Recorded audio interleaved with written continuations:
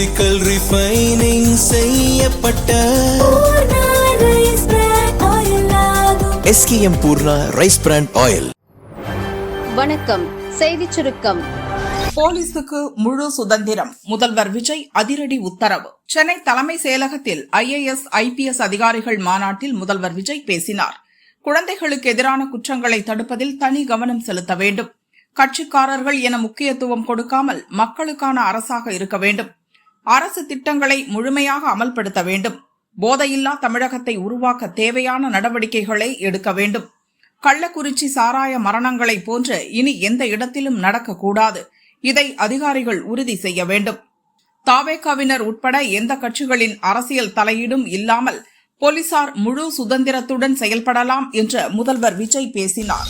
ஆள் பிடிக்கும் அரசியல் எக்ஸ்ட்ரீம், CM விஜய் விளாசிய உதயநிதி. கரூர் தொகுதி அதிமுக MLA MR விஜயபாஸ்கர் சபாநாயகர் ஜெயசிறி பிரபாகரை சந்தித்து தனது பதவியை ராஜினாமா செய்தார். முன்னதாக இசக்கி சுப்பையா, மரகதம் குமரவேல், ஜெயக்குமார், C விஜயபாஸ்கர் உள்ளிட்ட 5 அதிமுக MLAக்கள் தங்களது பதவிகளை ராஜினாமா செய்தனர். இந்த சூழலில் முன்னாள் அமைச்சர்கள் C விஜயபாஸ்கர், MR விஜயபாஸ்கர் ஆகியோர் தாவேகாவில் இணைய உள்ளதாக தகவல் பரவி வருகிறது. இது தொடர்பாக எதிர்க்கட்சித் தலைவர் உதயநிதி வெளியிட்ட அறிக்கையில் கூறியிருப்பதாவது: தாவேகா ஆட்சி அமைந்த பிறகு அதிமுகவின் MR விஜயபாஸ்கர் 6வது MLAவாக பதவியை ராஜினாமா செய்துள்ளார். ஆளும் கட்சியின் ஆள் பிடிக்கும் அரசியல் எந்த அளவுக்கு எக்ஸ்ட்ரீம் ஆகியுள்ளது என்பதையே இது காட்டுகிறது. ஆட்சி அமைக்க ஆதரவளித்த கட்சிகளின் மீது நம்பிக்கையின்றி MLAக்கள் பர்ச்சேஸை தொடருவது மக்களுக்கு இழைக்கின்ற மாபெரும் துரோகம். தொடமாட்டேன், தொட்டா விடமாட்டேன் என்று ஸ்கிரிப்ட் படி பொங்கிய முதல்வர் அடுத்த சீனில் சொத்து குவிப்பு வழக்கில் சிக்கியவரை தன் கட்சியில் சேர்க்க முயல்வது ஏன்?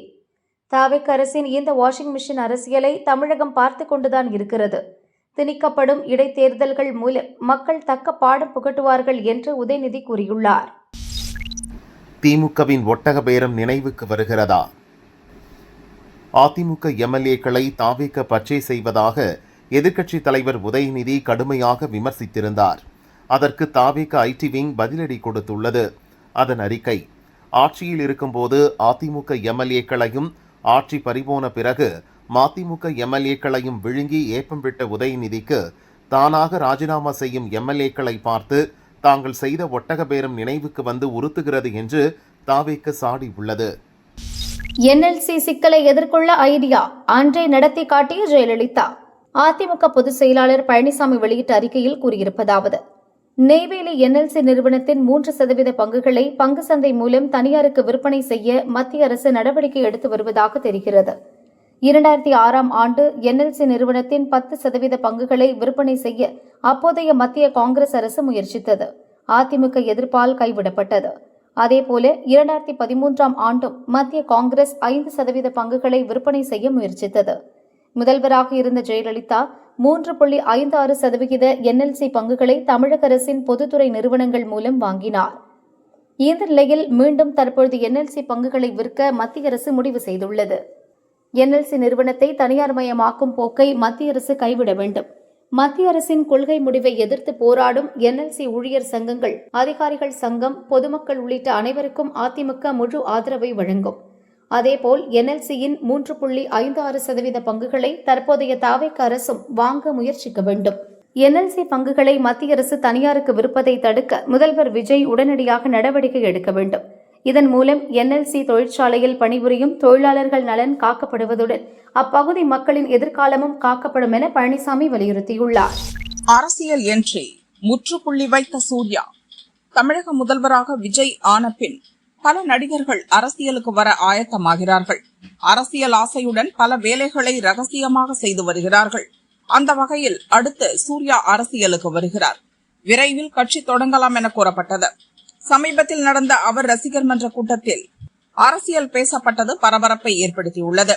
அதில் வீரமணி என்பவர் பேசுகையில் சூர்யா அரசியலுக்கு வருவார், இங்கு இருப்பவர்கள் வருங்கால MLA MPக்கள் என சொல்ல கூட்டத்தில் கைத்தட்டல் வெடித்து அந்த வீடியோ வைரலானது. காலத்தில் கண்ணாடி திருப்பி உங்கள் முகங்களை பார்க்கும்போது எனக்கு இங்கே பல MLAக்கள் தெரிகிறார்கள், MPக்கள் தெரிகிறார்கள். சட்டமன்றத்துக்கு உள்ளே அமைச்சர் என்று எழுதப்பட்டு பெயர் பலகின் பின்னால் நபர்கள் தெரிகிறார்கள். இந்த சூழலில் அகில இந்திய சூர்யா தலைமை நற்பணி இயக்கம் சார்பில் வெளியிடப்பட்ட அறிக்கையில் கூறப்பட்டுள்ளதாவது, சிறப்பு பேச்சாளராக கலந்து கொண்ட ரா வீரமணி இது என் தனிப்பட்ட கருத்து என தெளிவாக குறிப்பிட்ட பின்பே தனது கருத்துக்களை பகிர்ந்து கொண்டார். அவரது உரையை தவறான விளக்கத்துடன் சமூக வலைதளங்களில் பரப்பி அது மன்றத்தின் அதிகாரப்பூர்வ நிலைப்பாடு என்ற தோற்றத்தை உருவாக்கும் முயற்சிகள் நடந்து வருகிறது. இதை யாரும் நம்பவோ பொருட்படுத்தவோ வேண்டாம். சென்ற 3 ஆண்டுகளாக ரா வீரமணி மன்றத்தின் நிர்வாகத்தில் இல்லை என்பதையும் தெரிவிக்கிறோம். அதேபோல் சூர்யாவுக்கும் அரசியலுக்கு வருவதற்கான எந்தவித எண்ணமும் இல்லை. அகரம் அறக்கட்டளை மற்றும் நற்பணி இயக்கத்தின் மூலம் மக்களுக்கு சமூக சேவைகளை செய்வதே அவருக்கு மிகுந்த மகிழ்ச்சியையும் மன நிறைவையும் அளிக்கிறது.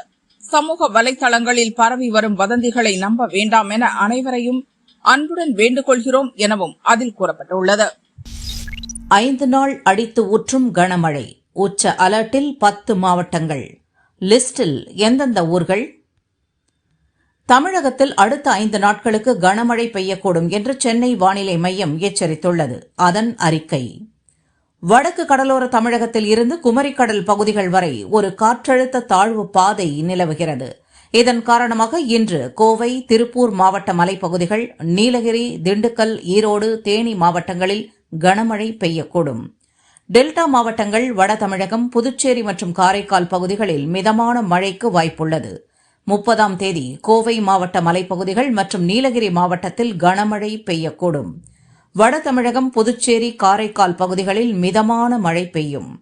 ஜூலை 1, 2ஆம் தேதிகளில் கோவை, திருப்பூர் மாவட்ட மலைப்பகுதிகள், நீலகிரி, திண்டுக்கல், தேனி, ஈரோடு, சேலம் ஆகிய மாவட்டங்களில் மிதமான மழைக்கு வாய்ப்புள்ளது. ஜூலை 3ஆம் தேதி கோவை மாவட்ட மலைப்பகுதிகள், நீலகிரி, தேனியில் கனமழை கொட்டித் தீர்க்கும்.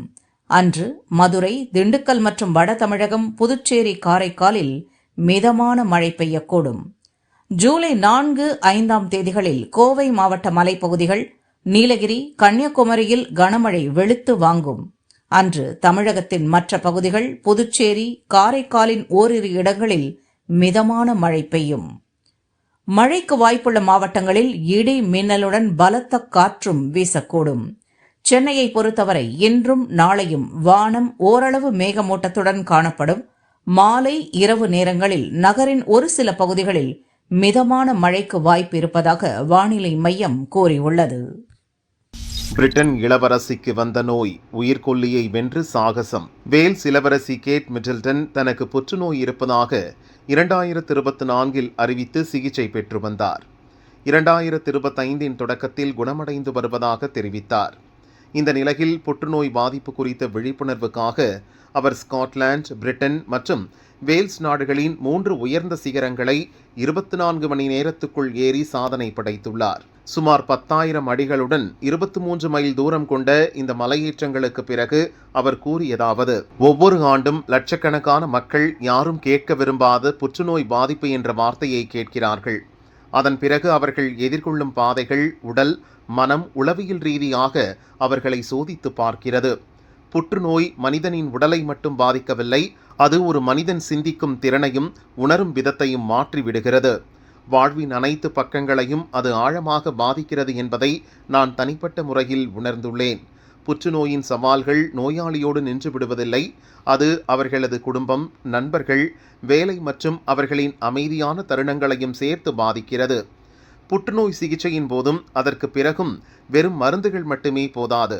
மனநலம் மற்றும் ஒட்டுமொத்த உடல்நலத்தை மேம்படுத்தும் முழுமையான பராமரிப்பு முறைகள் மிகவும் அவசியம். புற்றுநோயுடன் வாழும் ஒவ்வொருவருக்கும் நாம் உறுதுணையாக நிற்க வேண்டும்.